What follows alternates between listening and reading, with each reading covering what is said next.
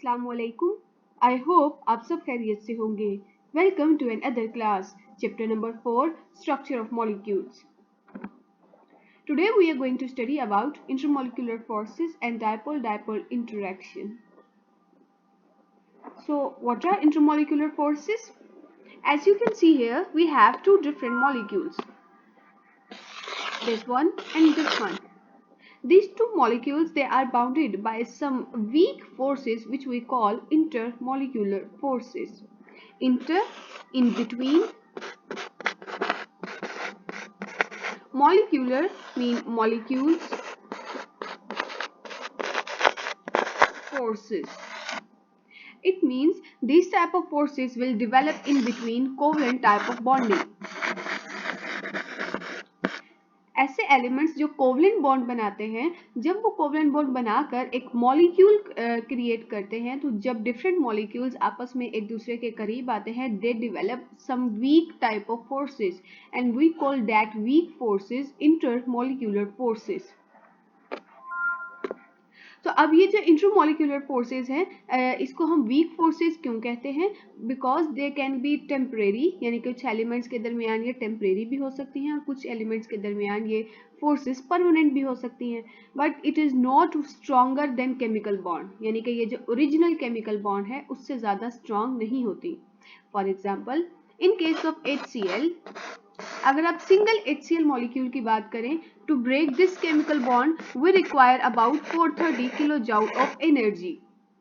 लेकिन अगर हम इसी तरीके से एक और HCl मॉलिक्यूल की बात करें, और ये जो दो डिफरेंट मॉलिक्यूल्स हैं but they have some intermolecular forces in between, तो जब हमें ये इंटरमॉलिक्यूलर फोर्सेस ब्रेक करनी होंगी, we require only 17 kilo joule of energy. तो आप देख सकते हैं बहुत ज़्यादा ड्रास्टिकली जो है वो वैल्यू चेंज है। यहाँ हमें तकरीबन 400 तक एनर्जी चाहिए, बट यहाँ पर only 17 kilo joule of energy is required to break the intermolecular forces. इसीलिए हम कहते हैं these are the weak forces that are present between the molecules. कुछ मॉलिक्यूल्स इंडिपेंडेंट एग्जिस्ट करते हैं, जैसे कि nitrogen, oxygen, these are gases, they exist independently. लेकिन जो लिक्विड्स हैं जैसे कि HCl या वाटर, इनके दरमियान कोई ना कोई फोर्स ज़रूर प्रेजेंट होती है, दो मॉलिक्यूल्स या दो से ज़्यादा मॉलिक्यूल्स के दरमियान, तो हम इसे कहते हैं intermolecular forces. So here you can clearly see all these purple color bonds are chemical bonds, and the blue ones which are dotted lines is called intermolecular forces. Here we have its definition that the relatively weak forces that present in between the molecules is called intermolecular forces. यानी कि chemical bond बन जाने के बाद जो molecules बनेंगे, अब उन मॉलिक्यूल्स के आपस में जो इंटरेक्शन होगी, जो इनके दरमियान आपस में जो फोर्स डेवलप होगी, we call that intermolecular forces. जैसे अब यहाँ पर आप जो है इस बात को जस्टिफाई कैसे करेंगे कि जो इंटरमॉलिक्यूलर फोर्सेस है ये वीक है, by looking at their energy. तो जब हम लोग देखें for HCl, to break the intermolecular forces we require only 17 kilo joule of energy, but in case of we need to break the bond, chemical bond, we require about 430 kilo joule of energy.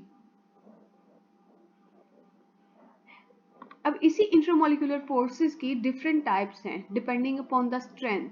पहली type है dipole dipole interaction.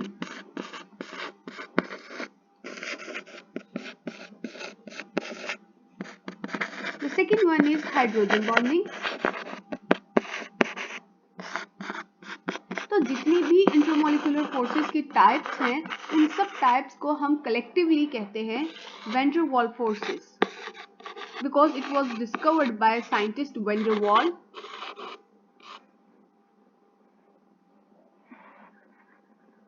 Van der Waals forces.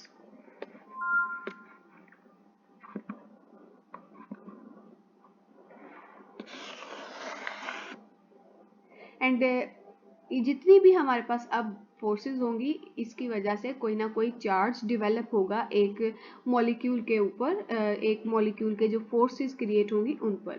तो ये van der वाल scientist ने चूंकि ये intermolecular forces के बारे में बताया था, दैट इज़ वाई हम जितनी भी फोर्सेस हैं इंटरमॉलिक्यूलर फोर्सेस की टाइप्स, उनको वैन डर वाल फोर्सेस भी कहते हैं। So we have dipole dipole interaction. ये टॉपिक करने से पहले आपको ये मालूम होना चाहिए what is polar covalent bond.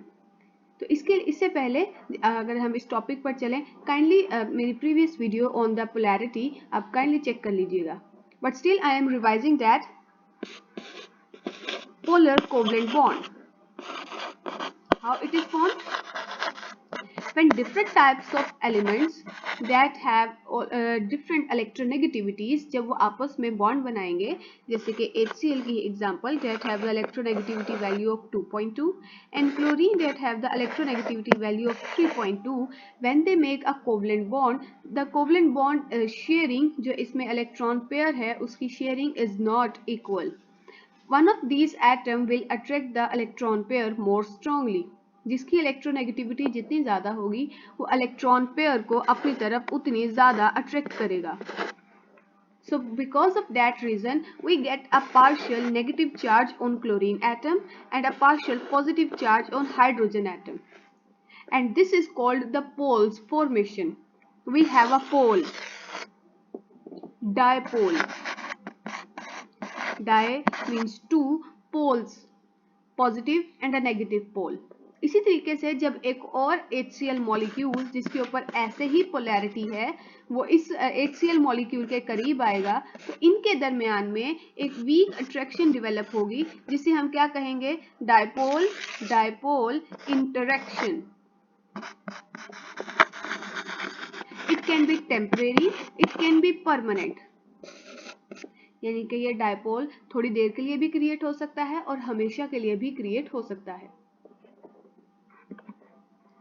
So here the result of ये जो जितनी भी वैन डर वाल्स फोर्सेस हैं ये ऑपोजिट चार्जेस की अट्रैक्शन की वजह से डेवलप होती है विच कैन बी टेम्परेरी और परमानेंट.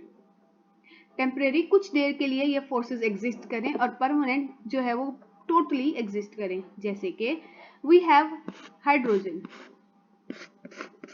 ये सेम टाइप्स ऑफ एटम्स के दरमियान बॉन्ड है तो इसका मतलब ये कौन सा है, नॉन पोलर. तो इसका मतलब ये है कि इसी तरीके से अगर इस हाइड्रोजन के करीब कोई और हाइड्रोजन मॉलिक्यूल आए तो कोई पोलैरिटी डेवलप नहीं होनी चाहिए क्योंकि ये तो नॉन पोलर है ना. लेकिन इलेक्ट्रॉन की डिस्ट्रीब्यूशन की वजह से इनके ऊपर हल्का सा कुछ देर के लिए एक चार्ज डेवलप होता है, the partial negative and partial positive charge. और ये टेम्परेरी एक डायपोल क्रिएट होता है. जैसे ही ये मॉलिक्यूल्स एक दूसरे से वापस से दूर जाएंगे तो ये डायपोल टूट जाएगा. तो इसलिए इस तरह के मॉलिक्यूल्स के दरमियान हम कहते हैं टेम्परेरी डायपोल और जिस तरह के HCl के मॉलिक्यूल्स के दरमियान के डायपोल को हम कहेंगे परमानेंट डायपोल. अब ये डायपोल डेवलप कैसे होता है, so it is because of the unequal sharing of electrons. जब डिफरेंट टाइप्स ऑफ एटम्स होंगे तो उनके दरमियान शेयरिंग अनइक्वल होगी. The one molecule will have a partial positive charge and the other end of the molecule will have a partial negative charge. अब जो कि more electronegative atom will attract the electron pair more strongly. So इसीलिए जो electron pair को ज्यादा strongly attract करेगा उसके ऊपर पार्शियल नेगेटिव चार्ज आ जाएगा और जो ज्यादा स्ट्रांगली अट्रैक्ट नहीं कर पाएगा उसके ऊपर पॉजिटिव चार्ज आ जाएगा, as you can see in case of hydrogen and Cl यानी कि HCl. तो इसी तरीके से जब ये डिफरेंट मॉलिक्यूल्स डिफरेंट पोजीशंस पर मौजूद होंगे तो ये इस तरह से अपने आप को अरेंज करेंगे कि एक मॉलिक्यूल का नेगेटिव एंड दूसरे मॉलिक्यूल के पॉजिटिव एंड के करीब आएगा and they will develop a weak force which we call dipole dipole interaction. Here we have a dipole, two poles positive and negative. Here we have another dipole and the weak force that is present in between is their interaction. So given the name dipole dipole interaction. Its definition will start from this paragraph, which is the second paragraph, and you will also draw this diagram while giving this definition. So for today we learned about intermolecular forces, its definition, example that is only for MCQs, dipole-dipole interaction where here is this definition and this line you must underline for MCQs, and that is all for today. Thank you and Allah Hafiz.